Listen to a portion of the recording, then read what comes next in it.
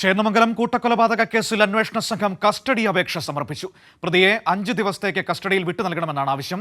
അതേസമയം പരമാവധി ശിക്ഷ ഉറപ്പാക്കാൻ എല്ലാ ശ്രമവും നടത്തുമെന്ന് ആലുവ റൂറൽ SP വൈഭവ് സക്സേന പറഞ്ഞു.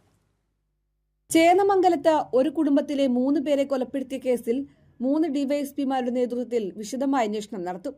പ്രതിക്കെതിരായ തെളിവുകൾ പോലീസ് ശേഖരിച്ചു. പ്രതിയെ 5 ദിവസത്തെ കസ്റ്റഡിയിൽ ആവശ്യപ്പെട്ട് കസ്റ്റഡി അപേക്ഷ കോടതിയിൽ സമർപ്പിച്ചു. പറവൂർ മജിസ്ട്രേറ്റ് കോടതിയിലാണ് അപേക്ഷ സമർപ്പിച്ചത്. പ്രതിയെ കസ്റ്റഡി ലഭിച്ച ഉടൻ വിശദമായ ചോദ്യം ചെയ്യലിലേക്കും തെളിവെടുപ്പിലേക്കും കടക്കും. തെളിവെടുപ്പിനിടെ ജനരോഷമുണ്ടാവാനുള്ള സാധ്യത കണക്കിലെടുത്ത് കൂടുതൽ പോലീസുകാരെ വിന്യസിപ്പിക്കുമെന്ന് ആലുവ റൂറൽ SP വൈഭവ് സക്സേന പറഞ്ഞു. ഈ സ്പെഷ്യൽ ടീമിൽ 3 ഡിവൈഎസ്പിമാരെ ഓഫീസറുണ്ട്. പിന്നെ ടോട്ടൽ 17 പേരുണ്ട്. എല്ലാ സയന്റിഫിക് എക്സ്പേർട്സ്, സൈബർ എക്സ്പേർട്സ് എല്ലാവരും ഉണ്ട്. എല്ലാ ആംഗിൾസ് വിശദമായി അന്വേഷിക്കും. ഉടൻ തന്നെ ചാർജ് ഷീറ്റ് സബ്മിറ്റ് ചെയ്യും. ഉടൻ തന്നെ നമ്മൾ മാക്സിമം ശിക്ഷ ഉണ്ടാക്കാൻ വേണ്ടി നമ്മൾ എല്ലാ എഫേർട്സ് എടുക്കും. പ്രതി ഋതുവിന് യാതൊരു മാനസിക പ്രശ്നങ്ങളുമില്ലെന്ന് പോലീസ് നേരത്തെ വ്യക്തമാക്കിയിരുന്നു. പേരേപ്പാടം കാട്ടിപ്പറമ്പിൽ വേണു, ഭാര്യ ഉഷ, മകൾ വിനീഷ എന്നിവരെയാണ് പ്രതി കൊലപ്പെടുത്തിയത്. ഗുരുതരമായി പരിക്കേറ്റ വിനീഷയുടെ ഭർത്താവ് ജിതിൻ എറണാകുളത്തെ സ്വകാര്യ ആശുപത്രിയിൽ ചികിത്സയിൽ തുടരുകയാണ്. കൈരളി ന്യൂസ്, കൊച്ചി.